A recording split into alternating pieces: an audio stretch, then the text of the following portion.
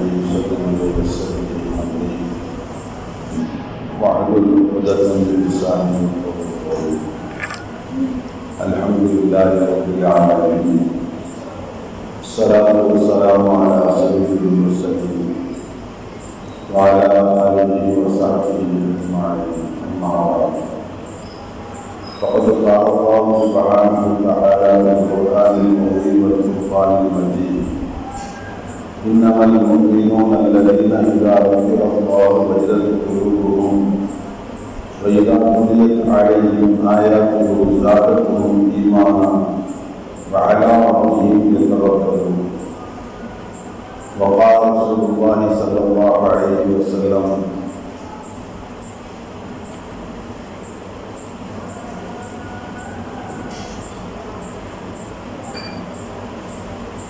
إني أعلمكم بالله وأتقاكم، أو كما قال صلى الله عليه وسلم. அன்புமிக்க அருள்மிக்க அன்பார்ந்த அருள் சகோதரர்களே, அல்லாஹ்வின் அச்சத்தை பற்றி நேற்றைய தினம் ஒரு சுருக்கமான விளக்கத்தை நாம் பார்த்தோம். அன்புக்குரியவர்களே, ஒவ்வொரு மனிதனிடத்திலும் அல்லாஹ்வுடைய அச்சம் அவசியம் இருக்க வேண்டும். காரணம், ஒரு மனிதனுடைய உள்ளத்தில் எந்த அளவு அல்லாஹ்வுடைய அச்சம் இருக்கிறதோ அந்த அளவுதான் அவன் பாவங்களுக்கு ஒதுக்கி செல்வான். அல்லாஹ் என்னை பார்த்துக் கொண்டிருக்கின்றான், நான் இந்த பாவங்களை செய்யக்கூடாது, நான் இந்த பாவங்களை செய்தால் அல்லாஹ்வுடைய கோபத்துக்கு ஆளாகுவேன், அல்லாஹ்வின் தண்டனைக்கு ஆளாகுவேன், நான் செய்கின்ற பாவங்களின் காரணமாக இந்த உலகத்திலேயும் எனக்கு அல்லாஹ் தண்டனை என்ற அடிப்படையில் சோதனையை கொடுக்கலாம், நாளை கபருக்குள்ளேயும் வேதனையை தரலாம், நாளை மறுமையிலேயும் வேதனத்தை நான் சந்திக்க வேண்டும். ஆகவே நிச்சயமாக அல்லாஹ்வுக்கு எதிரான எந்த ஒரு பாவத்தையும் நான் செய்ய மாட்டேன் என்று அல்லாஹ் மீது ஒரு மனிதனுக்கு எந்த அளவுக்கு அச்சம் இருக்கிறதோ அந்த அளவுக்கு தான் அவன் பாவத்தை விட்டு ஒதுங்கி செல்வான். அது மட்டுமல்ல, ஒரு மனிதன் தன் கடந்த கால வாழ்க்கையில் நிகழ்ந்துவிட்ட பாவங்களுக்கு அல்லாஹ்விடத்தில் பாவ மன்னிப்பு தௌபா செய்து பாவ மன்னிப்பு பெற வேண்டும் என்றாலும் அப்போதும் அல்லாஹ்வுடைய அச்சம் தேவைப்படுகிறது. ஒரு மனிதனுக்கு அச்சம், அல்லாஹ்வுடைய அச்சம் இருந்தால்தான் நான் செய்த பாவங்களுக்கு தௌபா செய்யாமலேயே நான் இறந்து விட்டால் நான் அல்லாஹ்விடத்தில் இந்த பாவங்களுக்காக நான் என்ன பதில் சொல்லுவேன், இந்த பாவச் சுமைகளை நான் அல்லாஹ்வுக்கு முன்பாக எப்படி சுமப்பேன் என்ற அச்சம் ஏற்படும். அதை உலகத்திலேயே இந்த பாவச் சுமையின் பாரத்தை இறக்கி வைத்து போக வேண்டும். எப்படியாவது மௌத்துக்கு முன்பாக அல்லாஹ்விடத்தில் மஃபிரத் என்ற மன்னிப்பை பெற வேண்டும் என்று அவன் முயற்சி எடுப்பான். அது மட்டுமல்ல, அல்லாஹ்வுடைய அச்சம் இருந்தால்தான் இனி எதிர்கால வாழ்க்கையில் மௌத் வரைக்கும் அல்லாஹ்வுடைய கோபத்தை கிடக்கின்ற பாவங்களில் நாம் நம்முடைய வாழ்க்கையை பரிசுத்தமான வாழ்க்கையாக ஆக்க வேண்டும் என்றவன் உறுதி இருப்பார். நிகழ்கால வாழ்க்கையையும் அல்லாஹ்வுக்கு பயந்து பயந்து இங்கே என்னுடைய செயல்களில் அல்லாஹ்வுடைய கோபத்திற்கு என்னை கொண்டு போய் சேர்க்கின்ற பாவங்கள் நிகழ்ந்து விடுமோ என்று பயந்து பயந்து அவன் தன் வாழ்க்கையை பரிசுத்தமான வாழ்க்கையாக ஆக்கிக் கொள்வான். ஆனால் எல்லா நிலைகளிலேயும் அல்லாஹ்வுடைய அச்சம் மனிதனுக்கு ரொம்ப அவசியமான ஒன்றாக இருக்கிறது. எந்த அளவுக்கு மனிதனிடத்தில் அல்லாஹ்வுடைய அச்சம் விடைபெற்று வெளியேறுகிறதோ அந்த அளவுக்கு அல்லாஹ் பாதுகாக்க வேண்டும். அவனுடைய வாழ்க்கையை தூய்மை இழக்க ஆரம்பித்துவிடும். எப்போது அல்லாஹ்வுடைய அச்சம் இல்லையோ அவன் அல்லாஹ்வால் தடுக்கப்பட்ட பாவங்களை விட்டு விலக வேண்டும் என்ற எண்ணம் அவனுக்கு வரமாட்டாது. தன்னுடைய மனோ இச்சை ஆசாபாசங்களுக்கு கட்டுப்பட்டு பாவங்களை சர்வ சாதாரணமாக செய்ய துவங்கி விடுவான். அதனால் தான் உண்மையான மூமின் என்று சொன்னால் அல்லாஹ்வுடைய அச்சம் கண்டிப்பாக இருக்க வேண்டும். சொல்ல போனால் அல்லாஹ் என்று சொல்லி அவனுக்கு நினைவூட்டப்பட்டால் அவனுடைய உள்ளம் நடுங்க ஆரம்பிக்க வேண்டும் என்று அல்லாஹ் குறிப்பிடுகின்றான். வாயிலான மூமின் என்றால் அல்லாஹ்வை பற்றி அவனுக்கு நினைவூட்டப்படுகின்ற போது அவனுடைய உள்ளம் நடுங்க ஆரம்பிக்க வேண்டும். குர்ஆனுடைய திருவசனங்கள் அவனுக்கு ஓதி காட்டப்படுகின்ற போது இதற்கு முன் இருந்ததை விட ஈமான் இப்போது அதிகரிக்க வேண்டும், ஈமான் உறுதிப்பட வேண்டும். அல்லாஹ் குறிப்பிடுகின்றான், இன்னமல் முஃமினூன அல்லதீன இதா ذுக்கிரல்லாஹ் வஜிலத் குலூபுஹும். அல்லாஹ்வை பற்றி அவர்களுக்கு நினைவூட்டப்பட்டால் அவருடைய உள்ளங்கள் நடுநடுங்கும். வையா துலியத் அலைஹிம் ஆயாத்துஹு. அல்லாஹ்வின் திருவசனங்கள், குர்ஆனுடைய திருவசனங்கள் அவர்களுக்கு ஓதி காட்டப்பட்டால் ஸாதத்துஹும் ஈமானா, அவருடைய இறை நம்பிக்கை அதிகரிக்கும். வஅலா ரப்பிஹிம் யதவக்கலூன். எல்லா நிலைகளிலேயும் தங்களுடைய பிரச்சனைகளை அல்லாஹ்விடத்தில் ஒப்படைத்துவிட்டு அல்லாஹ் எனக்கு போதுமானவன் என்று அல்லாஹ்வை சார்ந்து நிம்மதியாக இருப்பார்கள்.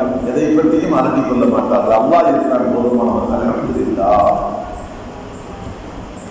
அன்றுக்குள்ளே நாம் இங்கே தெரிந்து கொள்ள வேண்டிய செய்தி, எல்லா நிலையிலேயும் அல்லாஹ்வுடைய அச்சம் நமக்கு அவசியமானதாக இருக்கிறது.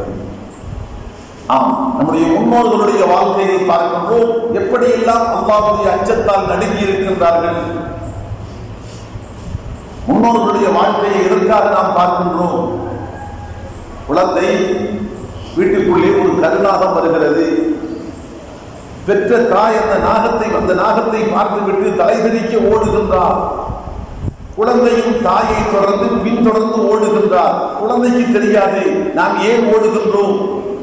ஆனால் தாய் ஓடுவதை பார்த்துவிட்டு குழந்தையும் ஓடுகிறது.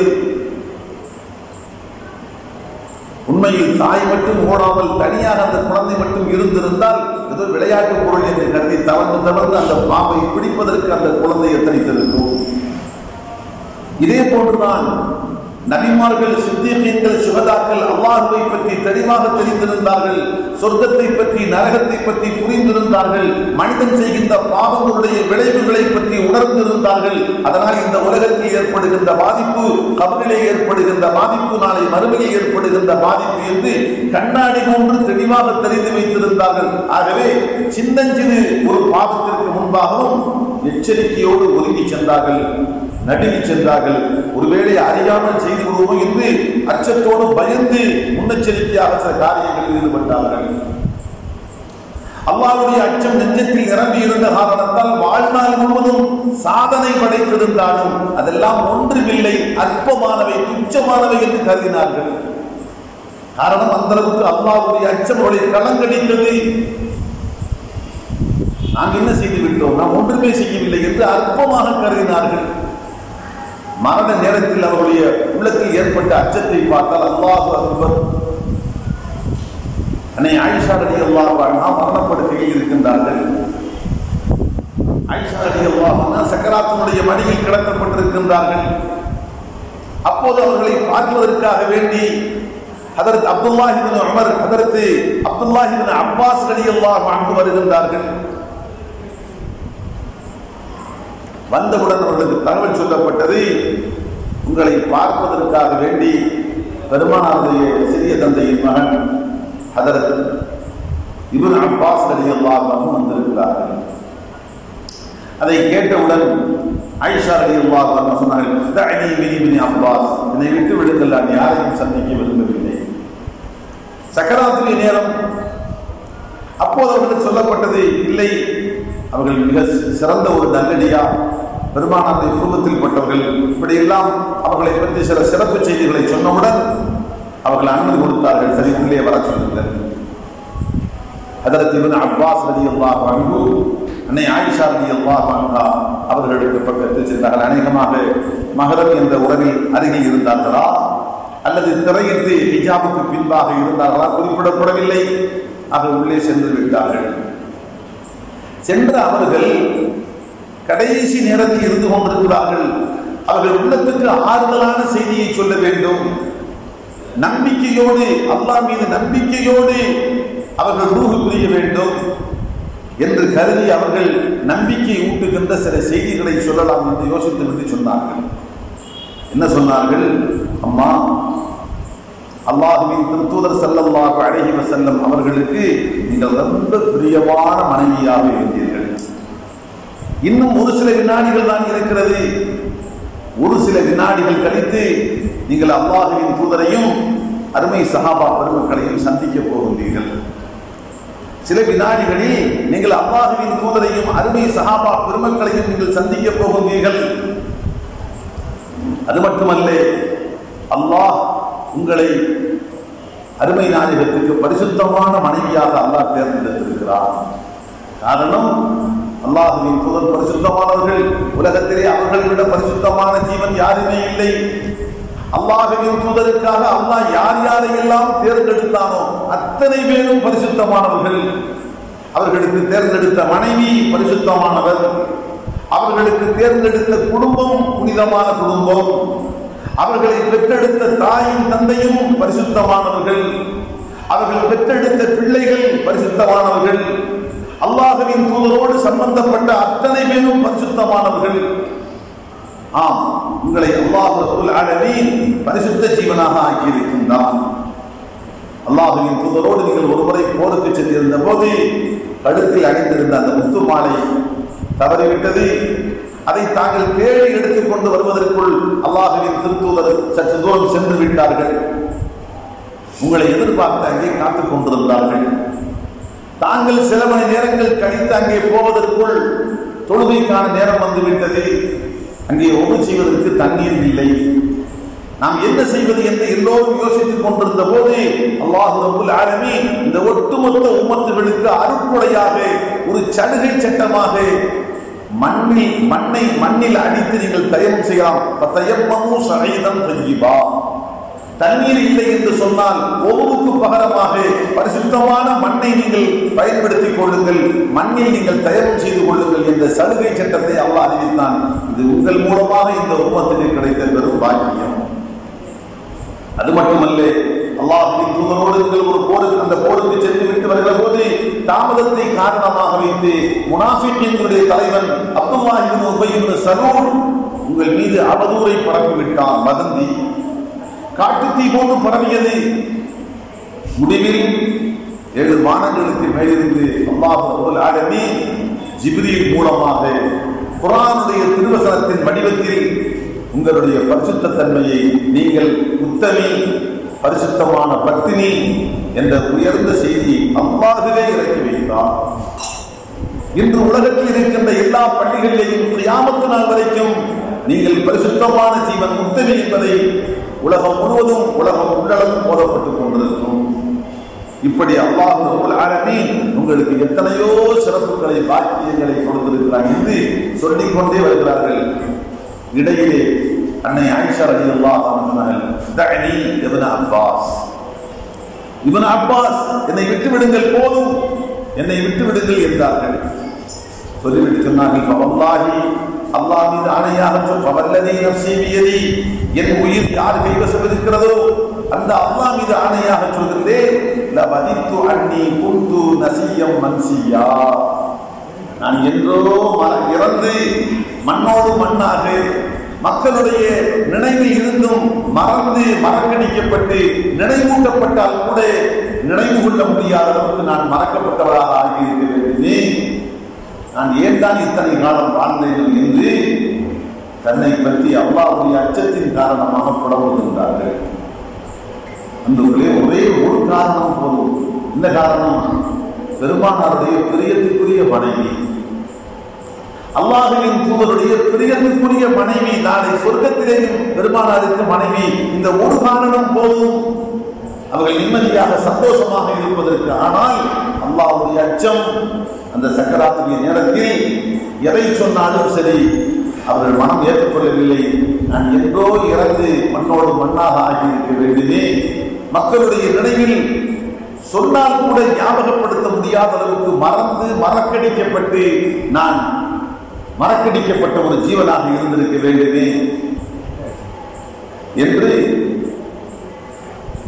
மறக்கடிக்கப்பட்ட ஜீவனாக இருந்திருக்க வேண்டுமே என்று அன்னை ஆயிஷா ரலியல்லாஹு அன்ஹா குறிப்பிடுகிறார்கள். ஹதரத் உமர் ரலியல்லாஹு அன்ஹு அவருடைய சக்கராத்துடைய நேரத்தில் பார்க்கின்றோம், இதே ஹதரத் இப்னு அப்பாஸ் ரலியல்லாஹு அன்ஹு அங்கேயும் வந்தார்கள். வந்து அவர்களுக்கு ஆறுதல் படுத்தும் விதமாக சில செய்திகளை சொல்ல முற்பட்டார்கள். மஸ்ஸரல்லாஹு பிகல் அம்சா வ ஃபதஹ பிகல் இலா. கலீஃபா அவர்களே, அமீருல் முஃமினீன், நீங்கள் எத்தனையோ நகரங்களை இஸ்லாத்திற்காக நிர்மாணித்திருக்கின்றீர்கள். ஆம், கூஃபா, பஸரா போன்ற நகரங்கள் எல்லாம் ஹதரத் உமர் ரலியல்லாஹு அன்ஹு அவர்களால் நிர்மாணிக்கப்பட்ட நகரங்கள் தான். அதே போன்று எத்தனையோ நாடு நகரங்களை வெற்றி கொண்டு இஸ்லாத்தில் சேர்த்திருக்கின்றீர்கள். பாரசீகம், ரோமாபுரி, அன்றைய உலக வல்லரசுகள் எல்லாம் வீழ்த்தப்பட்டு தீனுல் இஸ்லாத்தின் நிழலில் கொண்டு வந்து சேர்க்கப்பட்டன அவர்கள் ஆட்சி காலத்தில் தான். அத்தோடு நிர்வாக ஒழுங்கு ஏற்படுத்தப்பட்டது. பைத்துல் மால் என்ற ஒரு அமைப்பை ஏற்படுத்தினார்கள். ராணுவத்தை அமைத்தார்கள். போர் வீரர்கள் வருடத்தில் 4 மாதங்களுக்கு மேல் அதிகமாக ராணுவ தளத்தில் தங்கக்கூடாது.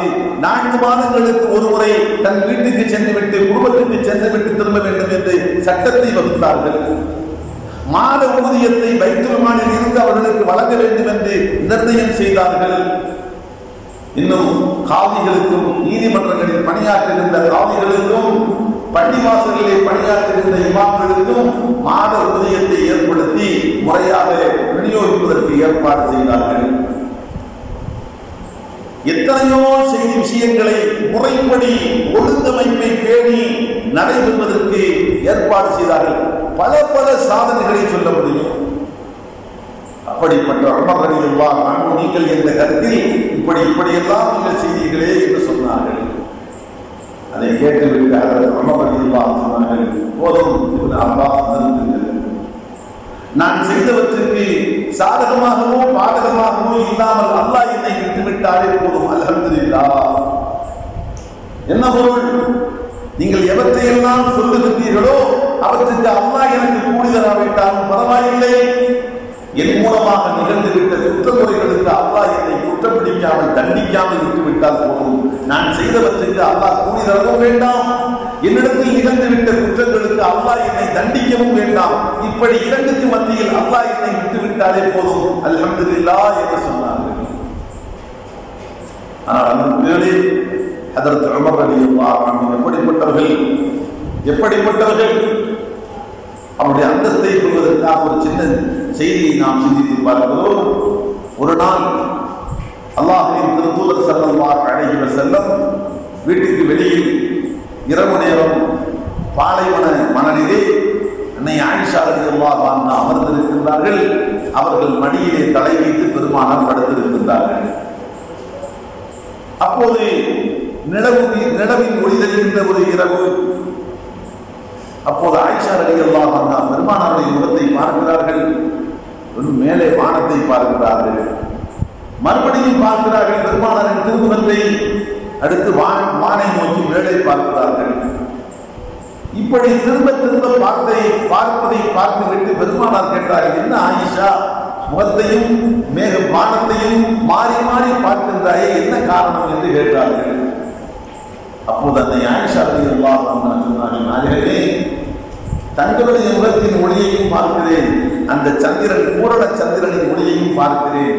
இந்த 2 ஒளிகளில் எது பேரொளி என்று நான் மாறி மாறி பார்க்கிறேன் என்றார்கள். அடுத்து சொன்னார்கள், நாயகமே, இதோ வானத்திலே தெரிகின்ற நட்சத்திர கூட்டம், லட்சக்கணக்கான எண்ண முடியாத அளவுக்கு நட்சத்திரங்கள் வானிலை தென்படுகின்றன. இந்த அளவு நன்மை செய்தவர் இந்த உலகத்தில் யாரேனும் இருப்பார்களா? வானத்தில் தெரியக்கூடிய லட்சக்கணக்கான நட்சத்திரங்களுடைய எண்ணிக்கையின் அளவுக்கு நன்மை செய்தவர்கள் யாரேனும் இருப்பார்களா என்று கேட்டார்கள். எந்த எண்ணத்தில்? ஆம், ஆயிஷா அப்படி ஒரு நபர் இருக்கின்றார் என்று சொல்லுவார்கள் பெருமானார். யார் என்று நாம் கேட்போம், உன் தந்தை அபூபக்கர் என்று சொல்லுவார்கள் என்ற எதிர்பார்ப்பில் பெருமானாரிடத்தில் கேட்டார்கள் இப்படி ஒரு கேள்வி. நாயகமே, விண்ணில் தெரிகின்ற நட்சத்திரங்களின் அளவுக்கு நன்மை செய்தவர் உலகத்தில் யாரேனும் உண்டோ? அல்லாஹ் சொன்னார், ஆம், ஆயிஷா அப்படி ஒருவர் இருக்கின்றார். அடுத்து கேட்டார், அப்படி என்றால் யார் என்று கேட்டார். பெருமானார் சட்டென்று சொன்னார்கள், உமர் என்றார்கள். இந்த பதிலை கேட்டுவிட்டு ஏமாற்றத்தை அவர்களால் தாங்கிக் கொள்ள முடியவில்லை. தன் தந்தை அபூபக்கருடைய பெயரை பெருமானார் சொல்லுவார்கள் என்று எதிர்பார்த்தார்கள். ஆனால் தன்னுடைய தந்தையின் பெயரை அல்லாஹ்வின் தூதர் உச்சரிக்காமல் ஹஜ்ரத் உமர் ரலியல்லாஹு அன்ஹு அவர்களின் பெயரை உச்சரித்தவுடன் பெருத்த ஏமாற்றம். அந்த ஏமாற்றத்தை தாங்கிக் கொள்ள முடியாமல் வார்த்தையால் அடுத்து வெளிப்பட்டது, அப்படி என்றால் என் தந்தை என்ன என்று கேட்டார்கள். அப்போது சாய்ந்திருந்த பெருமானார் நிமிர்ந்தார்கள். ஆயிஷா, அபூபக்கரை பற்றி கேட்கின்றாயா? கேட்டுவிட்டு நாங்கள் பெருமானார், உமருடைய வாழ்நாள் முழுவதும் செய்த நன்மைகளை சேர்த்தாலும் அபூபக்கருடைய ஒரு நன்மைக்கு இல்லாத.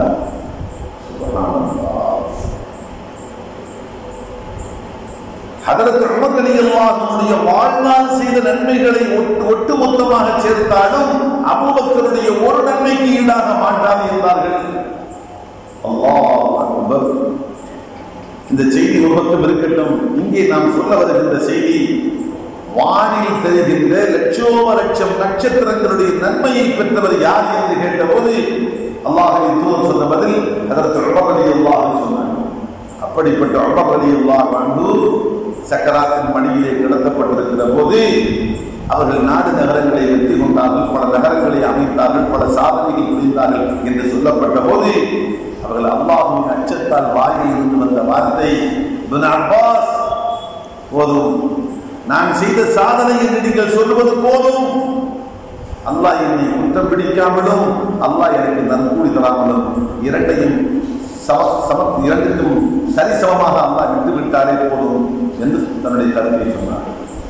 நான் செய்தவற்றுக்கு அல்லாஹ் நன்மை தர வேண்டாம், அதே சமயத்தில் நான் செய்த பாவங்களுக்கு அல்லாஹ் என்னை குற்றம் பிடிக்க வேண்டாம். இரண்டுக்கும் பொதுவான முறையில் அல்லாஹ் என்னை மன்னித்து விட்டு விட்டாரே போதும் என்று சொன்னார்கள் என்றால் நாம் சிந்தித்து பார்க்கிறோம். எந்த அளவுக்கு அல்லாஹ்வுடைய அச்சம் நெஞ்சத்தில் கோலோச்சி இருந்தால், நெஞ்சத்தின் ஆழத்தில் அல்லாஹ்வுடைய அச்சம் வேறு கொண்டிருந்தால் இந்த வார்த்தைகளை பேச வைத்திருக்கிறோம். அன்புகளே, நம்முடைய முன்னோர்களுடைய வாழ்க்கையை பார்க்கின்றோம். அல்லாஹ்வுடைய அச்சத்தால் இப்படி பலவிதமான முறையில் மரண நேரத்தில் கூட பேசியிருக்கின்றார்கள். அதே போன்று ஹஜ்ரத் முஆத் பின் ஜபல் ரலியல்லாஹு அன்ஹு, பெருமானாருடைய திருத்தோழர் ஹஜ்ரத் முஆத் பின் ஜபல் ரலியல்லாஹு அன்ஹு கடைசி மௌத்துடைய நாள் காலையில் சூரிய உதயத்துக்கு பின்பாக மரணம் அடைகின்றார்கள். சூரியன் உதிப்பதற்கு இன்னும் ஒரு சில வினாடிகள். யஜூது நப்ஸஹு, கஷ்டத்தோடு கடைசி மூச்சுக்களை விட்டுக் கொண்டிருக்கிறார்கள். ஆனாலும் சுய நினைவை அவர்கள் இழக்கவில்லை. பேச்சும் மூச்சுமாக தெளிவாக இருக்கிறார்கள். ஆனால் கடைசி நேரம். அந்த நிலையில் தன்னுடைய மகனிடத்தில் சொன்னார்கள், மகனே, மூன்று அஸ்பஹ்னா, காலை விடிந்து விட்டதா என்று பார்த்து வாருங்கள். வீட்டுக்குள்ளிருந்து வெளியே பார்த்து விட்டு வர சொன்னார். அப்போது மகனார் வெளியே சென்று விட்டு காலை விடிந்து விட்டது என்று சொன்னார். அப்போது ஹஜ்ரத் முஆத் பின் ஜபல் ரலியல்லாஹு அன்ஹு குறிப்பிடுகிறார்கள், யா அல்லாஹ், இதுவரைக்கும் நான் உன்னை அஞ்சிக் கொண்டிருந்தேன். அல்லாஹ், இதுநாள் வரைக்கும் என் வாழ்க்கையில் உன்னை நான் அஞ்சிக் கொண்டிருந்தேன். இப்போது உன் மீது நான் ஆதரவு வைக்கின்றேன். அல்லாஹ், நீ அறிவாய், இந்த உலகத்தில் வாழ்வதற்கு நான் ஆசைப்பட்டதற்கு காரணம் பெரிய பெரிய தோட்டம் துறவுகளை உண்டாக்க வேண்டும், நதிகளை வெட்டி ஓடவிட வேண்டும், உலகத்து வளங்களை பெற்று அலங்காரம் பார்க்க வேண்டும் என்பதற்காக வேண்டிய அல்ல இந்த உலகத்தில் வாழ்வதற்கு நான் ஆசைப்பட்டது. அல்லாஹ், நான் ஆசைப்பட்டதெல்லாம் கடுமையான வெப்ப காலத்தில் நோன்பு வைக்க வேண்டும், கடும் இருள் சூழ்ந்த வேளையில் எழுந்து உன்னை வணங்க வேண்டும், தொழ வேண்டும், மார்க்க அறிஞர்களுடைய சபைகளுக்கு சென்று அந்த சபைகளில் பங்கெடுத்துக் கொண்டு கல்வி பலன் அடைய வேண்டும். இதற்காகத்தான் அல்லாஹ், நான் உலகத்தில் வாழ்வதற்கு ஆசைப்பட்டேன் என்பதை நீ அறிவாய் என்று சொல்லி முடிக்கின்றாக சொல்லுங்கள். அன்பர்களே, அல்லாஹ்வுடைய அச்சத்தை பாருங்கள்.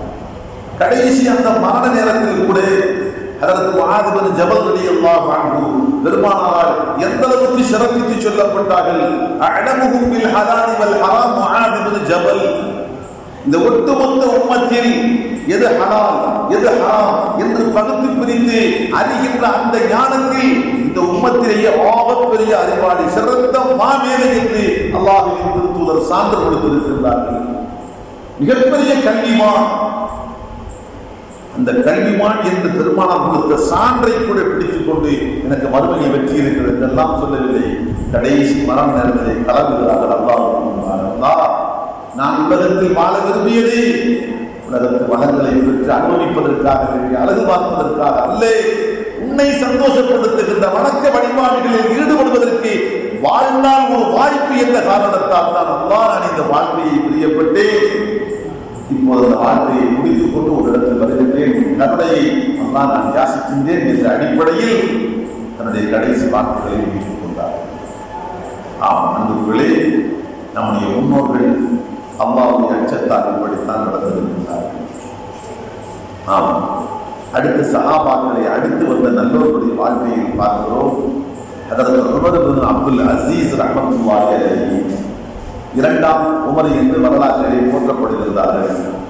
ஹதரத் உமர் இப்னு அப்துல் அசீஸ் ரஹ்மத்துல்லாஹி அலைஹி அவர்களை பற்றி அவர்கள் மரணத்துக்கு பின்பாக அவருடைய மனைவி ஃபாத்திமா பின் அப்துல் மலிக், மாமன்னர் அப்துல் மலிக்குடைய மகள் ஃபாத்திமா அவர்கள் தான் உமர் இப்னு அப்துல் அசீஸ் ரஹ்மத்துல்லாஹி அலைஹியுடைய மனைவி. அந்த மனைவி தன் கணவருடைய மரணத்திற்கு பின் ஒரு நாள் தன் கணவரை பற்றி நினைவு கூர்ந்தவர்களாக பேசினார்கள். என்ன சொன்னார்கள் தெரியுமா? கரியக்கூடு சொல்லி ஜாலி மன்ஹுவ அக்ஸரு ஸலாத்தும் வ ஸியாமன் மின் உமர். மனிதர்களில் அதிகமாக நோன்பு நோக்கின்றவர்கள், அதிகமாக தொழுகின்றவர்கள் என் கணவர் உமரை விட அதிகம் தொழுகின்ற அதிகம் நோன்பு வைக்கின்ற மனிதர்கள் இருக்க வாய்ப்பு இருக்கிறது, இருப்பார்கள்.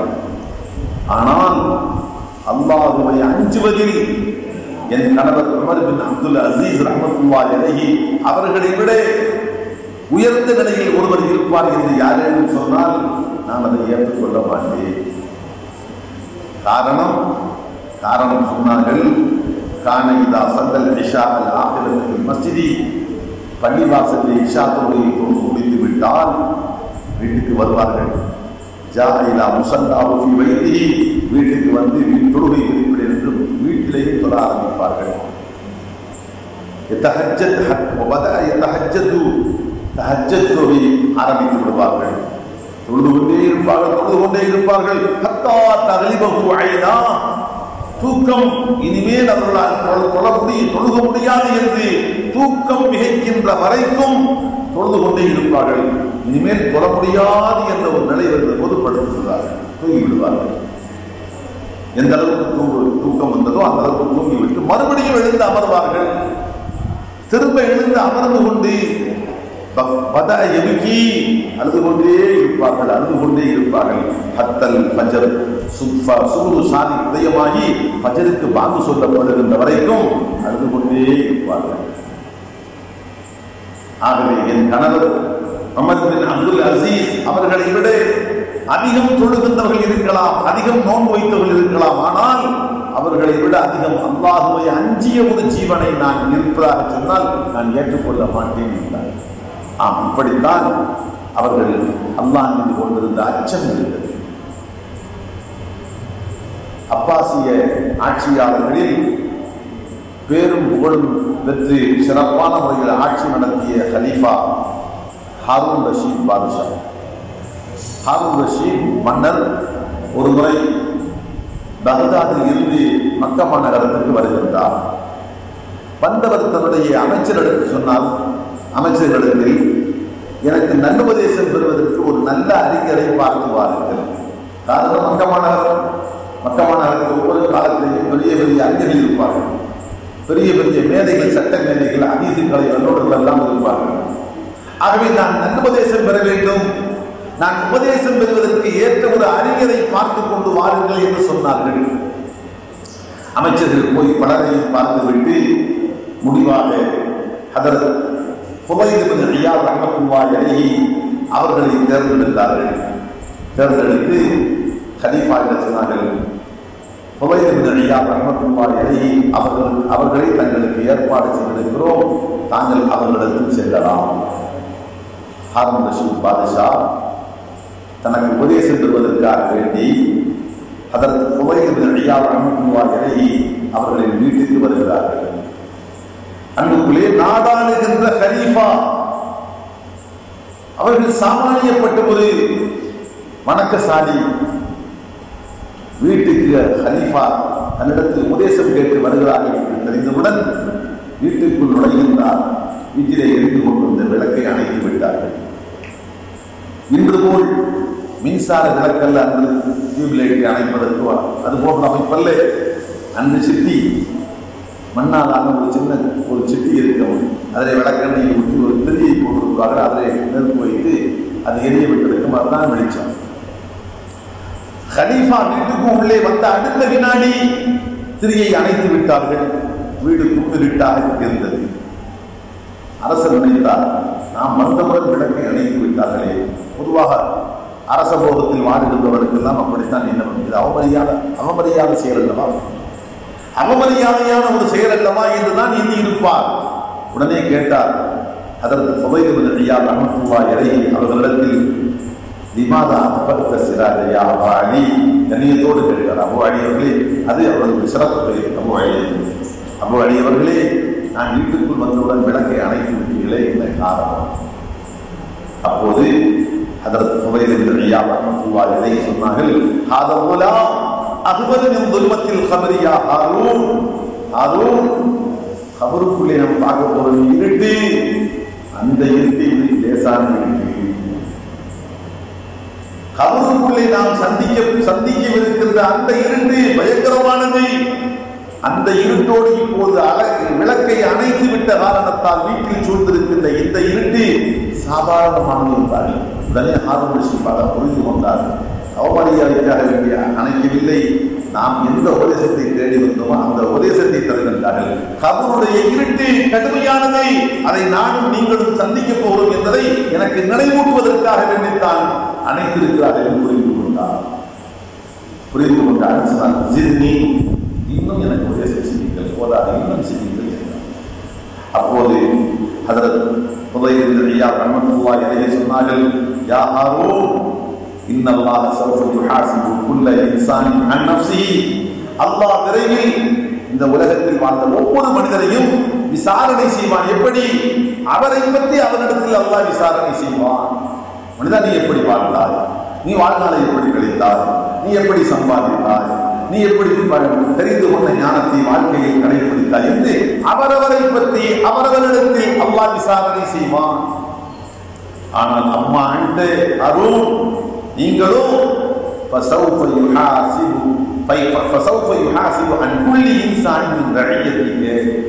உங்களை பற்றியும் அல்லாஹ் உங்களிடத்தில் விசாரணை செய்வான். நீங்கள் நாடாளுகின்ற ஆட்சியாளர் அல்லவா, உங்களுடைய ஆட்சியின் கீழ் இருந்த பிரஜைகள், நாட்டின் குடிகள் ஒவ்வொருவரை பற்றியும் அல்லாஹ் உங்களிடத்தில் விசாரிப்பான் என்று சொன்னவுடன் தேடி ஆரம்பித்து விட்டார். ஹாரூன் ரஷீத் தன் மீது இத்தனை பெரிய பொறுப்பு இருக்கிறது என்பதை உணர்த்தப்பட்ட போது அவர் தேடி ஆள ஆரம்பித்து விட்டார். ஆனாலும் அவருடைய தாகம் அடங்கவில்லை. சொன்னார், ஜித்னி, ஃபுதைல் அவர்களே, இன்னும் அதிகப்படுத்துங்கள், போதனை அதிகப்படுத்துங்கள் என்று சொன்னார். அப்போது ஹதரத் ஃபுதைல் இப்னு இயாத் ரஹ்மத்துல்லாஹி அலைஹி சொன்னார்கள், ஹாரூன், இன்னி அராக ஜமீல வஜ்ஹின் ஸபீஹ மன்தரின். உங்களுடைய முகத்தை பார்ப்பதற்கு வசீகரமான அழகான முகமாக நான் பார்க்கிறேன். எத்தனை அருமையான முகம் உங்களுடைய முகம். ஆனால் இத்தனை அழகான முகம் அல்லாஹ் அல்லாஹ்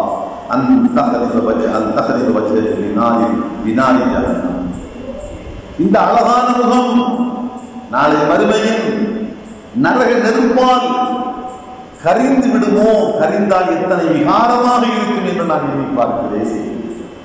ஆம், ஒரு மனிதனுடைய முகம் நெருப்பிட்டு கரிக்கப்பட்டு மாமிசம் எல்லாம் கரிந்து வெறும் எழுவப்பட்டு இருப்பதாக வைத்துக் கொள்ளுங்கள். பார்ப்பதற்கு சகிக்க முடியாத விகாரமான தோற்றமாக, பார்ப்பதற்கு சகிக்க முடியாது. அதற்கு ஃபுதைல் இப்னு இயாத் ரஹ்மத்துல்லாஹி அலைஹி அதைத்தான் ஞாபகப்படுத்தார். ஒருவேளை நரகவாதியாக இருந்து, ஒருவேளை நரகவாதியாக இருந்து நரக நெருப்புக்கு இந்த முகம் இரையாக ஆகிவிட்டால் அப்போது இந்த முகம் பார்ப்பதற்கு இப்போது வசீகரமாக வாழ்மனம் தெரிகின்ற இந்த அருமையான இந்த முகம் அப்போது எப்படி விகாரமாக இருக்கும் என்று கேட்டார். இதை கேட்டவுடன் ஓ என்று கதறி அழுதார். தன்னை சுயமாக கட்டுப்படுத்த முடியவில்லை. காலத்து நியாத்து கல்வியை அந்த அவருடைய இதயம் வெடித்து விடுகின்ற அளவுக்கு அச்சத்தால் நடுங்கியவராக கதறி நடந்தார். அத்தோடு அதற்கு அவர்கள் போதனை கேட்கவில்லை. இதற்கு மேலும் போதனை செய்தால் இதை விட கடுமையான செய்தி வெளியே வரும், அப்போது நிச்சயமாக இவரால் தாங்கிக் கொள்ள முடியாது என்ற காரணத்தால் போதனையை நிறுத்திக் கொண்டார்கள். கடைசியாக அங்கிருந்து விடைபெற்று வெளியே வந்தவுடன் தன்னுடைய அமைச்சர்களிடத்தில் ஹாரூன் ரஷீத் பாதுஷா சொன்னார், இதா தல்லல்தனா அலா அஹதின் யஇதுனா ஃபதல்லனா அலா மித்லி ஹாதா. இனிமேல் எனக்கு நல்லுபதேசம் செய்வதற்கு யாரையேனும் ஒருவரை காட்டுங்கள் என்று சொன்னால் இப்போது போய் வந்தோமே அவர்களை போன்ற சுவையில் இந்த ஐயா ரஹ்மத்துல்லாஹி அலைஹி போன்ற நல்லோர்களை எனக்கு காட்டுங்கள் என்று கேட்டுக்கொண்டார். அந்த சொல்லை நாம் புரிகின்ற செய்தி என்ன? ஆம், நாடாளுகின்ற ஆட்சியாளர்களுக்கும் அல்லாஹ்வுடைய அச்சத்தை கொண்டு நம்முடைய முன்னோர்கள் போதித்திருக்கிறார். அன்புகளே, நம்முடைய முன்னோர்களில் முஹம்மத் பின் அல் முன்கதிர் என்ற ஒரு பெரியாரை பற்றி நாம் பார்க்கிறோம். முஹம்மத் பின் அல் முன்கதிர் அவர்கள் ஒரு நாள் கடுமையான அழுது கொண்டிருக்கிறார். வழக்கத்துக்கு மாற்றமான அழுது. குடும்பத்தாருக்கு புரியவில்லை, என்ன காரணம்? இத்தனை கடுமையான முறையில் அழுது கொண்டிருக்கிறார்களே, என்ன காரணம்? அவரிடத்தில் கேட்டு விடை பெற முடியவில்லை. ஆனால் சமகாலத்தில் வேறு ஒரு பெரிய அறிஞர் மாமேதை வாழ்ந்து கொண்டிருந்தார்கள். அவர்கள் பெயர் அபு ஹாசிம். அவர்களுக்கும் இருவருக்கும் மத்தியில் நல்ல ஒரு சுமூகமான உறவு இருந்தது. உடனே அந்த அபு ஹாசிம் அவர்களிடத்தில் சென்றார்கள். சென்று விஷயத்தை சொல்லி, தாங்கள் என்ன காரணம், எங்கள் குடும்பத்தை எங்கள் தந்தை இவர்கள் முன்னில் இவ்வளவு கடுமையாக அழுவதற்கு என்ன காரணம் என்று கேளுங்கள், விசாரியுங்கள் என்று சொன்னார். அந்த அபு ஹாசிம் அவர்களும் அதற்கு முஹம்மத் பின் அல் முன்கதிர் அவர்களிடத்தில் வந்து விசாரிக்கின்றார்கள். என்ன காரணத்தால் வழக்கத்துக்கு மாற்றமான இத்தனை கடுமையான நிலை? அப்போது முஹம்மத் பின் முன்கதிர் சொன்னார்கள், இன்று நான் காலையில் குர்ஆன் ஓதிக்கொண்டிருந்தேன். அப்படி ஓதிக்கொண்டிருந்த போது ஒரு திருவசனத்தின் கண்ணில் பட்டது. நான் ஓதினேன். அந்த வசனத்தை ஓதியதற்கு பின் என்னை நான் கட்டுப்படுத்த முடியவில்லை. கண்கள் குளமாக ஆகின. என் கண்களில் இருந்து மாலை மாலையாக கண்ணீர் வடிகிறது. என்னால் கட்டுப்படுத்த முடியவில்லை. அது என்ன வசனம் சொன்னார்கள்? وَبَدَا لَهُم مِّنَ اللَّهِ مَا لَمْ يَكُونُوا يَحْتَسِبُونَ. وَبَدَا لَهُم, அல்லாஹ்வின் திருச்சமூகத்தில் அவர்களுக்கு வெளிப்படும், مَا لَمْ يَكُونُوا يَحْتَسِبُونَ, அவர்கள் எண்ணி பார்க்காதவை எல்லாம் அங்கே விசாரணைக்காக வெளிப்படும். என்ன பொருள்? இந்த உலகத்தில் வாழுகின்ற போது நாம் செய்கின்ற காரியங்களில் சிலவற்றை குறித்து அமைப்போம். இந்த காரியத்தை நிச்சயமான அல்லாஹ் விசாரிப்பான், நான் என்ன பதில் சொல்வது என்ற அந்த குற்ற உணர்ச்சியோடு அச்சத்தோடு யோசிப்போம். வேறு சில விஷயங்கள் சர்வசாதாரணமாக கடந்து போய்கொண்டு இருக்கும். இதெல்லாம் ஒரு பிரச்சனை இல்லை, இதெல்லாம் ஒரு பிரச்சனை இல்லை, இது என்ன அஞ்ச வேண்டிய விஷயமா, இதனால் நமக்கு ஒரு பாதிப்பும் உண்மையிலோ வறுமையிலோ வரப்போவதில்லை என்று கடந்து போய்கொண்டே இருப்போம். ஆனால் நாளை மறுமையில் அல்லாஹ்வின் திருமுன் நீதி விசாரணைக்காக கொண்டு போய் நிறுத்தப்பட்டிருக்கின்ற போது எவற்றை குறித்தெல்லாம் மனிதன் இவையெல்லாம் ஒரு பிரச்சனைக்குரியவை என்று சாதாரணமானவை என்று கருதி கடந்து சென்றானோ அவைகளையும் அங்கே கணக்கெடுத்துக் கொண்டு வந்து சுட்டிக்காட்டப்படும்.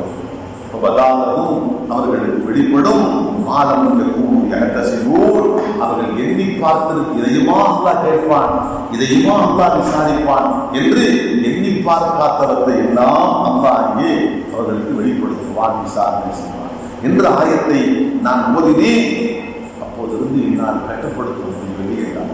இந்த செய்தியை கேட்டவுடன் அபூ ஹாசிம் அந்த பெரியாரும் சேர்ந்து கொண்டார்கள். இந்த திருவசனம் ஏற்படுத்துகின்ற தாக்கத்தை அவர்கள் சொன்ன போது அதே தாக்கம் இவர்களுக்கும் ஏற்பட்டது. அவர்களும் சேர்ந்து ஆளாக கேட்பதற்கு சாதாரண கதைகள் படி கொண்டிருக்கலாம். ஆனால் அந்த நல்லவர்களுடைய வாழ்க்கையில் அல்லாஹ்வுடைய அச்சம் எவ்வளவு ஆட்டி படைத்தது என்பதை நாம் சிந்தித்து பார்க்க வேண்டும். அல்லாஹ்வுடைய அச்சம் அவருடைய சராசரி வாழ்க்கையை ஆட்டி படைத்திருக்கிறது. ஹதரத் சுஃபியான் ஸௌரி ரஹ்மத்துல்லாஹி அலைஹி, ஹதரத் இமாம் அபூ ஹனீஃபா ரஹ்மத்துல்லாஹி அலைஹி சமகாலத்தில் வாழ்ந்த ஒரு பெரிய சட்ட மேதை. அபூ ஹனீஃபா ரஹ்மத்துல்லாஹி அலைஹி அவர்களை போன்று அதே தரத்தில் உள்ள ஒரு மாமியார். அவர்களை பற்றி பார்க்கிறோம். அவர்களிடத்தில் பல்லாயிரக்கணக்கான மாணவர்கள் அமர்ந்து பாடம் படிப்பார்கள். ஹதீஸ் பாடம். அவர்களுக்கு பாடம் சொல்லிக் கொடுத்துக் கொண்டிருந்த போது ஒரு நாள் திடீரென்று திடீரென்று அழ ஆரம்பித்து விட்டார்கள். முன்னாலும் பின்னாலும் அழுகைக்கு ஒன்றும் காரணம் தெரியவில்லை. திடீரென்று அழுக ஆரம்பித்து விட்டார்கள். அப்போது விசாரித்தார்கள், என்ன காரணத்தால் தாங்கள் அழுகின்றீர்கள்? சொன்னார்கள், என் உள்ளத்திலே திடீரென்று ஒரு எண்ணம் வந்தது. என்ன எண்ணம்? மவுத் நேரத்தில் அல்லாஹ் என்னுடைய ஈமானை பறித்து விட்டார். ரூஹு பிரிகின்ற அந்த மவுத்துடைய நேரத்தில் என்னுடைய ஈமான் பறிக்கப்பட்டு விட்டார். இந்த எண்ணம் வந்தது. அதனால் தான் நான் அழுகிறேன் என்று சொன்னார். கடைசியில் சக்கராத்தினுடைய மடியில் மவுத்துடைய நேரம், கடைசி நேரம் அவர்களுக்கு வந்தது. அந்த கடைசி மவுத்து நேரத்தில் அதிகமாக அழுது கொண்டிருக்கிறார்கள். கசீரா அதிகமாக அழுதார்கள். அப்போது கேட்கப்பட்டது, ஏன் இப்போது அதிகமாக அழுகிறீர்கள்? அவர்கள் சொன்னார்கள், அத்தருண இதா ஐன எதுகபடி இதா ஜன்னா அவுனா. இப்போது நான் நீண்ட பிரயாணம் புறப்படவிருக்கின்றேன் என் ரப்பை நோக்கி. என்னுடைய பிரயாணத்தின் முடிவு சொர்க்கமா நரகமா என்று தெரியவில்லையே. நான் புறப்படுகின்ற இந்த பயணத்தின் இறுதி முடிவு சொர்க்கத்தில் போய் முடியுமா அல்லது நரகத்தில் போய் முடியுமா என்று தெரியவில்லையே. அதை நினைத்துத்தான் அழுகிறேன் என்று கடைசி ரூஹு புரிவதற்கு சற்று முன்பாக அன்புகளே, நம்முடைய முன்னோர்கள் இப்படித்தான் அல்லாஹ்வுடைய அச்சத்தால் கலங்கி அழுதிருக்கிறார். அதே போன்று ஹதரத் ஹஸன் பஸ்ரி ரஹ்மத்துல்லாஹி அலைஹி தாபிஈன்களில் மிகச்சிறந்த தாபிஈன் ஹஸன் பஸ்ரி ரஹ்மத்துல்லாஹி அலைஹி அவர்களை பார்க்கின்றோம். பொதுவாகவே அல்லாஹ் விஷயத்தில் கடும் அச்சத்தை மேற்கொண்டிருந்தார்கள். கடும் சோகத்தோடு சிலரோடு காணப்படுவார்கள். அப்போது அவர்களிடத்தில் கேட்கப்பட்டது, என்ன காரணத்தை முன்னிட்டு நீங்கள் அதிகமாக அஞ்சுகிறீர்கள், அதிகமாக நீங்கள் கவலையோடு காணப்படுவீர்களே, என்ன காரணம் என்று கேட்கப்பட்டது. அப்போது சொன்னார்கள், அடிக்கடி என் மனதில் இப்படி ஒரு எண்ணம் வருகிறது. என்ன எண்ணம்? நாளை மறுமையில் அல்லாஹ்வை சந்திக்கின்ற போது லா அக்பல மின்க ஷையா, நீ வாழ்நாளில் செய்த எந்த ஒரு அமலையும் நான் ஏற்றுக்கொள்ள மாட்டேன் என்று அல்லாஹ் எனக்கு சொல்லிவிட்டார். நீ வாழ்நாளில் செய்த எந்த ஒரு அமலையும் நான் ஏற்றுக்கொள்ள மாட்டேன் என்று அல்லாஹ் என்னை பார்த்து சொல்லிவிட்டார். என்ன செய்வது என்ற அந்த எண்ணம் அவ்வப்போது என் உள்ளத்தில் வருகிறது. அப்போது எனக்கு ஏற்படுகின்ற அச்சத்தை நான் கட்டுப்படுத்த முடியவில்லை, என் சோகத்தை என்னால் அடக்க முடியவில்லை என்று சொன்னார். அல்லாஹ்வுடைய அச்சம், அல்லாஹ்வுடைய அச்சம் அவரை அமைதியாக நிம்மதியாக வாழ விடவில்லை. அதே போல நண்பர்களே, அத்தா அஸ்ஸுலமி ரஹ்மத்துல்லாஹி அலைஹி அவர்களுடைய வரலாற்றில் பார்க்கின்றோம். ஒரு நாள் தண்ணூர் அடுப்பை கடந்து வருகிறார். தண்ணூர் அடுப்பு நாமெல்லாம் வீடுகளிலே பயன்படுத்துகிற அடுப்பு பூமிக்கு மேலே இருக்கிறது. பூமிக்கு மேலே இருக்கிற ஒரு அடுப்பு. தண்ணூர் அடுப்பு என்பது பூமிக்கு உள்ளே புதைக்கப்பட்டது. பெரிய பெரிய பானைகளை கொண்டு உள்ளே புதைக்கப்பட்டது. யூபிக்கு போனால் பார்க்கலாம், அதே போன்று அரபு நாடுகளிலே பார்க்கலாம். தண்ணூர் ரொட்டி என்று பெரிய ரொட்டி சுட்டுவார்கள். மாவை பிசைந்து அதை வீசிக்கொண்டு உள்ளுக்குள்ளே அடிப்பார்கள். சற்று நேரத்தில் வெந்து போனவரும் கம்பியை உள்ளே விட்டு குத்தி வெளியே தூக்கிக் கொள்வார்கள். தண்ணூர் எடுத்து பார்ப்பதற்கு ராட்சசமாக இருக்கும். உள்ளே அதிகமான விறகுகளை கொண்டும் அதிகமான நெருப்பு இருக்கும். அப்போது இந்த அத்தா அஸ்ஸுலமி ரஹ்மத்துல்லாஹி அலைஹி அவர்கள் ஒரு அந்த தண்ணூர் அடுப்புக்கு பக்கத்தில் போய் பார்த்து கொண்டு போகிறார். அதை பார்த்து அடுத்த வினாடி சுய உணர்வு இழந்து மூச்சித்து மயங்கூட்டிலே சரிந்து விடுகிறார். ஒன்றுமில்லை, அடுப்பை பார்த்தார்கள், சரிந்து கீழே விழுந்தார்கள். சுய உணர்வு இல்லை, மயங்கி கிடக்கின்றார்கள். நீண்ட நேரத்துக்கு பின்பாக சுய உணர்வு திரும்பியது. அவர்களிடத்தில் விசாரித்தார்கள், என்ன விஷயம், திடீரென்று இப்படி மயங்கி விழுந்தீர்கள், என்ன காரணம்? சொன்னார்கள், அந்த தன்னூர் அடுப்புக்குள்ளே ஜுவாரை விட்டு எழுந்து கொண்டிருந்த நெருப்பை பார்த்த போதே எனக்கு குர்ஆனுடைய ஒரு ஆயத்தை ஞாபகத்துக்கு வந்தது. என்ன ஆயத்து? அவர்களின் முகங்களை நெருப்புகள் பொசுக்கிவிடும், கரித்து பொசுக்கிவிடும். வகும் அவர்களோ பீகா அந்த நரகத்தில் முகம் கரிக்கப்பட்டதற்கு பின் விகாரமான தோற்றத்தில் இருப்பார்கள். பார்ப்பதற்கு பொறுத்துக் கொள்ள முடியாத விகாரமான தோற்றத்தோடு முகங்கள் கரிந்து விட்ட நிலையில் நரகவாதிகள் நரகத்தில் கிடப்பார்கள் என்று அல்லாஹ் குர்ஆனில் சொல்றானே. அந்த செய்தி அந்த தன்னூர் அடுப்பை பார்ப்பது எனக்கு ஞாபகத்துக்கு வந்தது. அடுத்து என்ன நடந்தது என்று எனக்கு தெரியவில்லை. வருகிறார். அன்புக்குரியவர்களே, நம்முடைய முன்னோர்களுடைய வாழ்க்கையில் பார்க்கிறோம், அல்லாஹ்வுடைய அச்சம் சக்கராத்தினுடைய பணியிலும் அவர்களை நிம்மதியாக இருக்கின்றது. உண்மையில் ஒரு மனிதனுக்கு அல்லாஹ்வுடைய அச்சம் கணிசமான அளவுக்கு அல்லாஹ்வுடைய அச்சம் வந்துவிட்டது என்று சொன்னால், அன்புக்குரியவர்களே, அந்த அச்சம் அந்த மனிதனுக்கு ஒவ்வொரு வினாடியும் அல்லாஹ்வை பற்றி சிந்தனை, அல்லாஹ்வை பற்றிய நினைவு, அல்லாஹ்வை பற்றி எண்ணி பார்த்தல் என்று அல்லாஹ்வோடு முராகபா, அல்லாஹ்வோடு இணைந்திருக்கக்கூடிய ஒரு விஷயத்தை அவருக்கு பலனாக பெற்று தரும். அல்லாஹ்வுடைய அச்சம் அதிகமாக ஆகிவிட்டார். ஏன்? எப்போது அல்லாஹ்வுடைய அச்சம் வந்து விட்டதோ அடிக்கடி அவர் அல்லாஹ்வை பற்றி, அல்லாஹ்வுடைய வசனங்களை பற்றி எண்ணி பார்ப்பார். இந்த வசனம் அவருக்கு ஞாபகத்துக்கு வரும். வஹுவ மஅக்கும் ஐனமா குன்தும். நீங்கள் எங்கிருந்தாலும் சரி அல்லாஹ் உங்களோடு இருக்கிறார். என்ன பொருள்? நீங்கள் எங்கிருந்தாலும் சரி அல்லாஹ்வுடைய கண்காணிப்பில் தான் நீங்கள் இருக்கின்றீர்கள், அல்லாஹ்வுடைய பார்வையில் தான் நீங்கள் இருக்கின்றீர்கள். அல்லாஹ் உங்களை பார்த்துக் கொண்டிருக்கிறான். நீங்கள் பேசுகின்ற பேச்சுக்களை அல்லாஹ் கேட்டுக் கொண்டிருக்கிறான். உங்களுடைய உள்ளத்து உணர்வுகளை கூட அல்லாஹ் அறிகின்றான். மொத்தத்தில் நீங்கள் 100க்கு 100 அல்லாஹ்வுடைய கண்காணிப்பில் இருக்கின்றீர்கள். அல்லாஹ்வுடைய அச்சம் ஒரு மனிதனுக்கு வந்துவிட்டது என்று சொன்னால் இந்த திருவசனம் திரும்ப திரும்ப அவனுக்கு ஞாபகத்துக்கு வந்து கொண்டே இருக்கும். அடுத்து இன்னொரு செய்தி அல்லாஹ் சொல்கிறான்,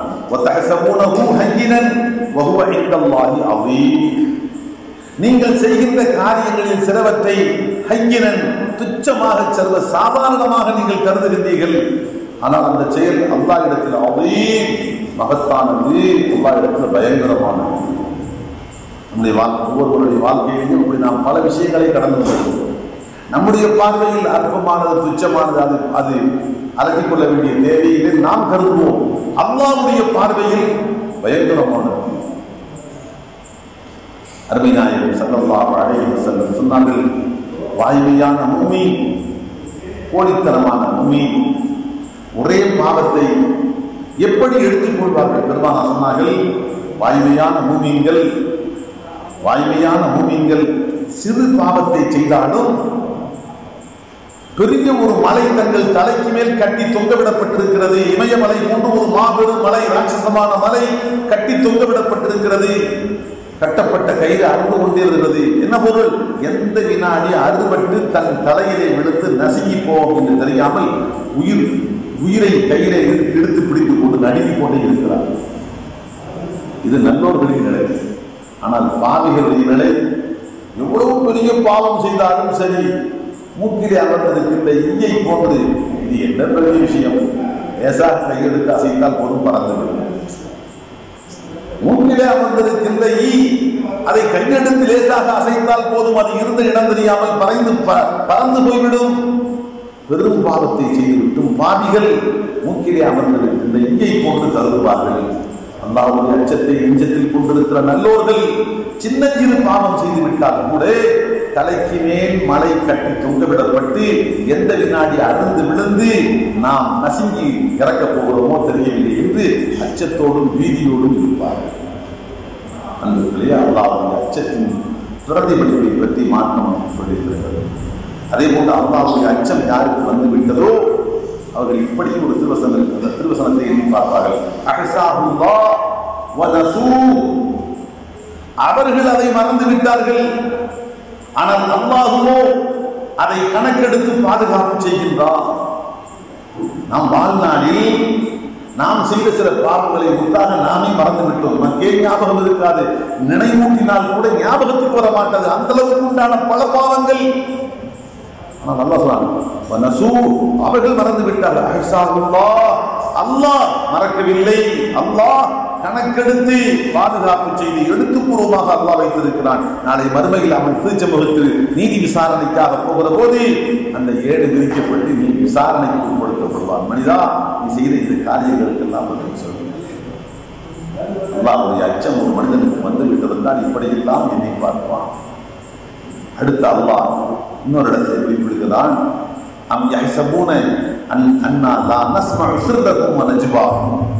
அவர்கள் என்ன இப்படி கருதி கொண்டார்களா? அவர்கள் ரகசியமாக செய்கின்ற ரகசியம் பேசுகின்ற பேச்சுக்களையும் அவர்கள் ரகசியமாக உரையாடுவதையும் அல்லாஹ் அறிய மாட்டான் என்று கருதி கொண்டார்களா? பலா, நிச்சயமாக இல்லை.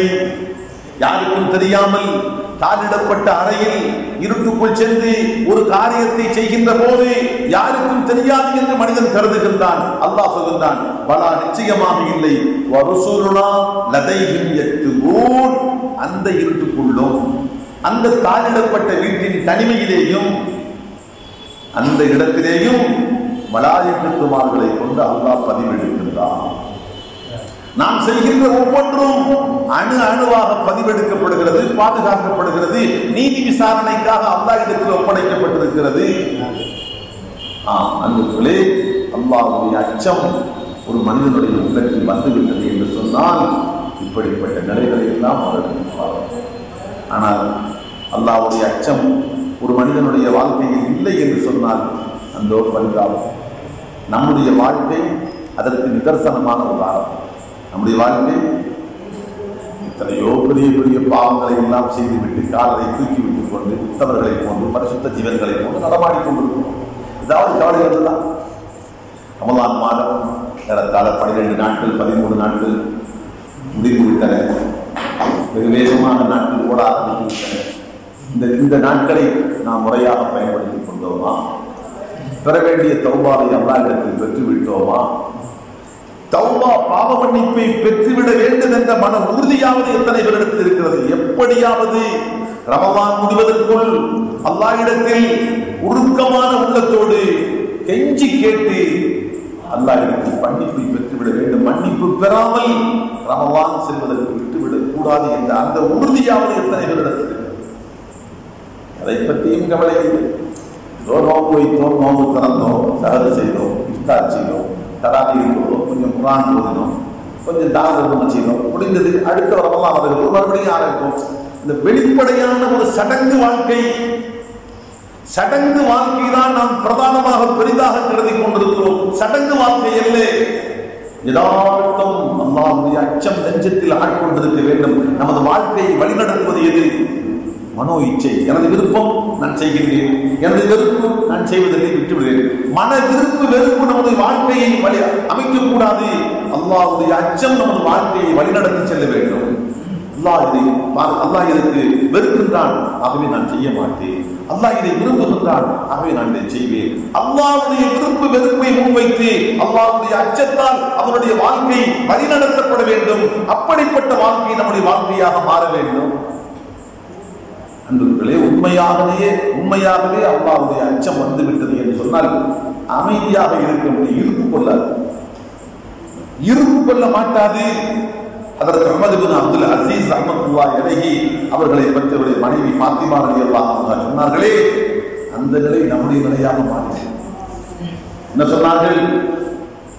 என்னுடைய கணவரை பற்றி அவரை விட அதிகமாக தொழுகை உள்ளவர், அதிகமாக நோன்பு வைப்பவர் உலகத்தில் உண்டு என்று சொன்னால் நான் ஏற்றுக்கொள்கிறேன். அவர்களை விட அதிகமாக நோன்பு வைக்க வணங்குவதற்கு ஆட்கள் இருக்கலாம். ஆனால் என் கணவர் உமர் இப்னு அப்துல் அசீஸை விட அதிகம் அல்லாஹ்வை அஞ்சுகின்றவர் உண்டு என்று சொன்னால் நான் ஏற்றுக்கொள்ள மாட்டேன். மனைவி கணவரை பற்றி தருகின்ற சான்று என்ன காரணம்? இஷா தொழுதுவிட்டு பள்ளியிலே இஷா தொழுதை முடித்துவிட்டு வீட்டுக்கு வருவார்கள். விரிக்கப்பட்டிருக்கின்ற முசல்லாக்களை எழுந்து நிற்பார்கள், தொழ ஆரம்பிப்பார்கள், தஹஜ்ஜத் தொழுது கொண்டே இருப்பார்கள். இதுவரைக்கும் சொல்வார்கள். ரக்காத்து கணக்கல்ல, உணர்வுகள் சோர்ந்து இதற்கு மேல் வணங்க முடியாது என்று சோர்ந்து கீழே சரிந்து சாய்கின்ற நேரம் தான் தொழுகையின் முடிவு. கீழே சரிந்து சாய்வார்கள்.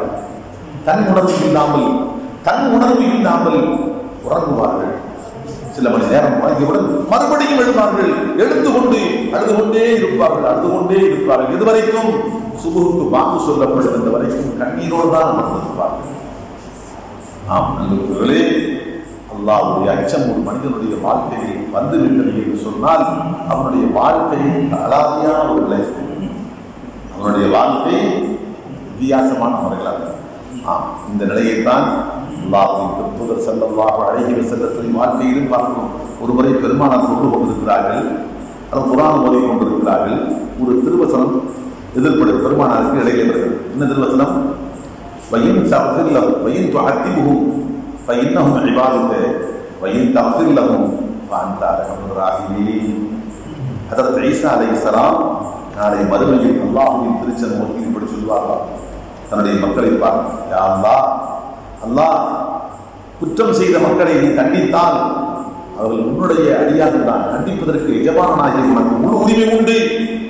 அதே சமயத்தில் நீ அவர்களை மன்னித்து விட்டால் அந்த அர்ஹமுர் நீ கருணையாளர்களுக்கெல்லாம் கருணையாளர் என்ற இந்த வார்த்தை வந்தவுடன் அல்லாஹ்வின் திருத்தூதர் ஸல்லல்லாஹு அலைஹி வஸல்லம் எந்த உணர்வால் தாக்கப்பட்டார்களோ தெரியவில்லை. திரும்ப திரும்ப திரும்ப திரும்ப திரும்ப அந்த வசனத்தை ஓதிக்கொண்டே இருக்கிறார்கள். சுபுஹுக்கு வாக்கு சொல்லப்படுகிறது. முன்னிரவிலே ஓத ஆரம்பித்த பெருமானார் சுபுஹுக்கு வாக்கு சொல்லுகின்ற வரைக்கும் இந்த வசனத்தை திரும்ப திரும்ப ஓதிக்கொண்டிருந்தார்கள் என்று சொன்னால் அந்த வசனத்தின் கருத்தால் எந்த அளவுக்கு ஆட்கொள்ளப்பட்டிருப்பார்கள், தாக்கத்தை பெற்றிருப்பார்கள், நாம் சிந்தித்திருப்பார்கள். அன்பர்களே, சுருக்கமாக அல்லாஹ்வுடைய அச்சம் ஒரு மனிதனுடைய வாழ்க்கையை எந்த அளவுக்கு ஆழமாகவும் நிலையாகவும் இருக்கிறதோ அந்த அளவுக்கு அவன் ஆபத்தை விட்டு ஒதுங்குவான். முன்னெச்சரிக்கையாக நம்முடைய வாழ்க்கையை அமைத்துக் கொள்ள வேண்டும் என்று அவன் உறுதி கொள்வான். அவனுடைய வாழ்க்கை பரிசுத்தமான வாழ்க்கையாக, பத்திரிகரமான வாழ்க்கையாக இருக்கும். அல்லாஹ்வுடைய அச்சம் உள்ளத்தில் இல்லை என்று சொன்னால் இதோ பாவங்களை விட்டு ஒதுங்கவும் மாட்டான். பரிசுத்தமான வாழ்க்கை, பத்திரிகரமான வாழ்க்கையை பார்க்க முடியாது. பல வகையான பாதிப்பு.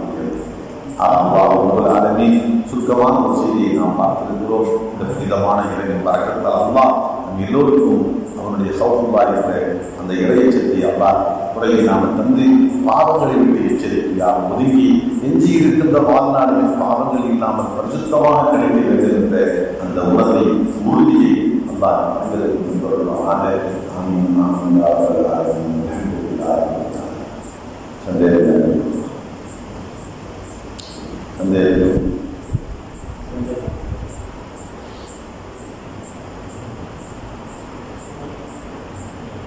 இப்ப சொன்ன விஷயத்தை கேட்கலாம்.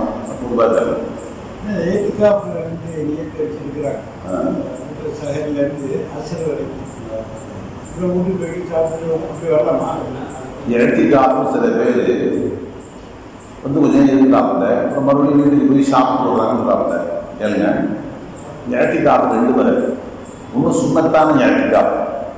நபி ஸல்லல்லாஹு அலைஹி வஸல்லம் மதீனா நகரத்தின் கடைசி வார்த்தை 10 ஆண்டு கால வார்த்தையில் ஏறத்தாழ 1 வருடம் அல்லது 2 வருடம் நீங்களாக கடைசி வரைக்கும் ரசூலுல்லாஹ் ஏத்திக்காப்பு. 1 வருடம் 8 மக்கா வெற்றி கொண்டதுக்காக ரமலான்ல போனாங்க. அப்போ ரசூலுல்லாஹ் ஏத்திக்காப்பு. ஜமால் அடி விடுவோம், ஜமால் தட்டு சரி. அவள் 8 நபி ஸல்லல்லாஹு போனாங்க. அதனால அந்த வருஷம் ஏத்திக்காஃப் இருக்க முடியல.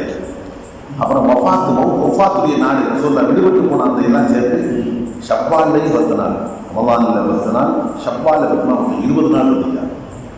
அப்ப நபிசாச மதீனா நகரத்தினுடைய வாழ்க்கையில ஏத்திக்காஃபை கடைசி வரைக்கும் விடாமல் கடைபிடித்து வந்தார். அதனால சுன்னத்தான ஏத்திக்காஃப்னா என்ன? ரமலானுடைய இறுதி 10 வரை 21 இருந்து 30 வரை, அது 29 வரை பிறகான வரை, வேற 21 ஸ்டார்டிங் கடைசி பெருநாள் பிறை காண்பது முடியும்.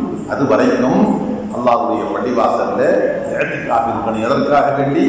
லைலத்துல் கத்ரை தேடி, கத்ருடைய இரவை எப்படியாவது அடைந்து அந்த முழு இரவையும் அல்லாஹ்வுடைய வணக்கத்தில் கழிக்க வேண்டும் என்ற எண்ணத்தோடு இஅ்திகாஃப் இருப்பார். அப்ப ஒற்றைப்படையாக வருகின்ற ஒவ்வொரு இரவும் அதனுடைய இரவாக இருக்கலாம். 21, 23, 25, 27, 29 இந்த 5 நாட்களில் ஒரு நாள் அதனுடைய இரவாக இருக்கலாம் என்ற காரணத்தினால இந்த 10 இரவையை நபி ஸல்லல்லாஹு அலைஹி வஸல்லம் விழித்திருந்து வணக்கத்தில் ஹயாத்தாக்குவார்கள்.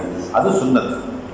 அந்த இஅ்திகாஃப் யார் இருக்கிறாரோ அவர் பள்ளிக்கு வெளியே போக முடியாது.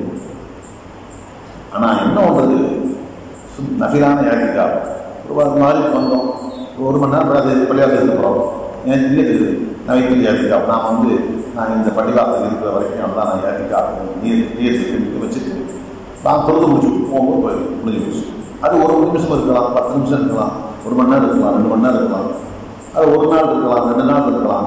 ஒரு ஆள் வந்தார், வர 23 வந்தார், 25 வரைக்கும் 2 போயிட்டார் இருக்கலாம். அதெல்லாம் சுன்னத்தான இஅ்திகாஃப் தான். ஆனால் ரசூலுல்லாஹ் இருந்த முழுமையான இஅ்திகாஃப் 10 நாள். சரியா?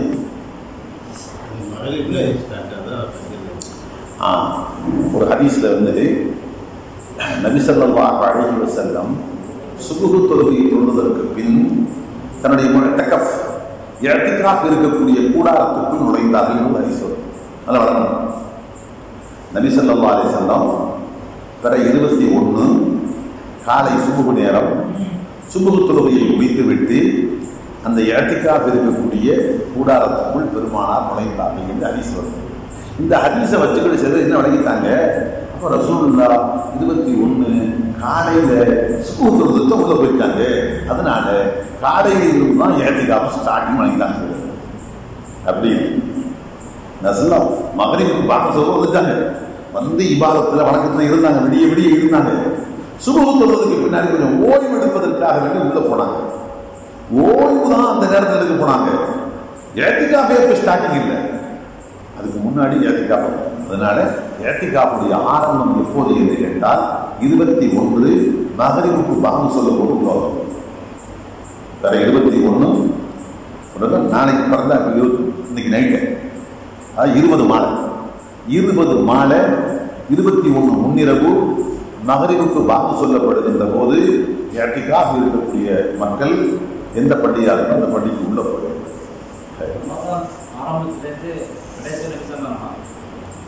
அப்படி இருந்துச்சாங்க. ஆரம்பத்தில் அப்படி இருந்துச்சாங்க. நபிசா சொன்னாப்புல நான் அந்த மாதிரி அப்படி அது கருத்து, அதாவது 1 மாசம் இருக்க வேண்டும் என்ற எண்ணத்தில் சொல்லல.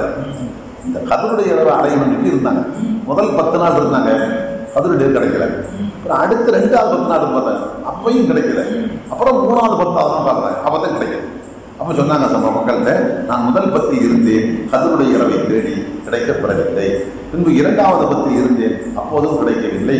3வது 10 வருகின்ற ஒற்றைப்படையான நாட்களில் தான் அது இருக்கிறது என்று எனக்கு இப்போது சொல்லப்பட்டுச்சு, தெரியப்படுத்தப்பட்டுச்சு. அதனால நீங்க இறுதி 10 இஅ்திகாஃப் இருக்குங்க அப்படின்னு சொல்லி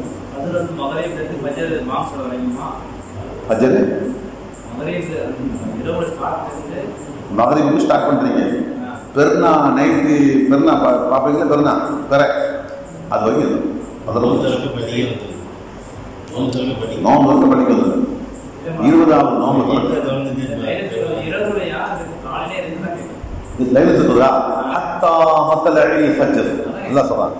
லைலத்துல் கத்ர் இரவு எனக்கு எப்போ வருதுங்கிறாங்க.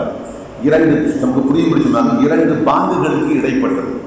மகரிபுக்கு பாங்கு சொன்னது ஸ்டார்டிங், சுபுஹுக்கு பாங்கு சொன்னது முடிஞ்சு. அதான் ஹத்தா மத்லஇல் ஃபஜ்ர், சுபுஹு சாதி உதயமாகும் வரைக்கும் இந்த லைலத்துல் கத்ருடைய சலாமத்தி இருக்குது, சலாம் இருக்குது.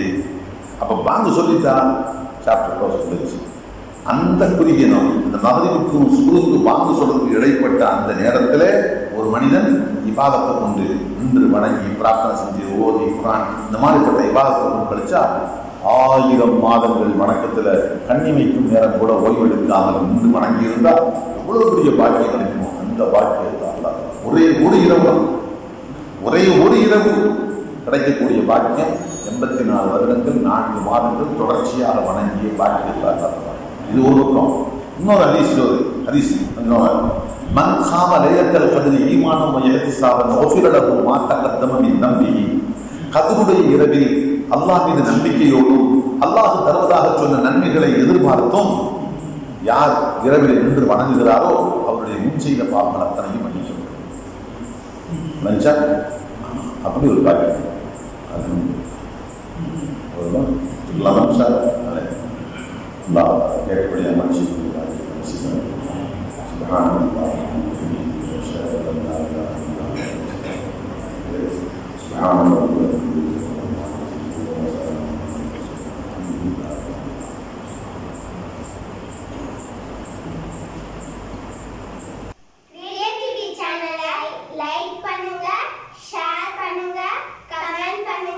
மறக்காம சப்ஸ்கிரைப் பண்ணுங்க, பெல் ஐகானை கிளிக் பண்ணிடுங்க.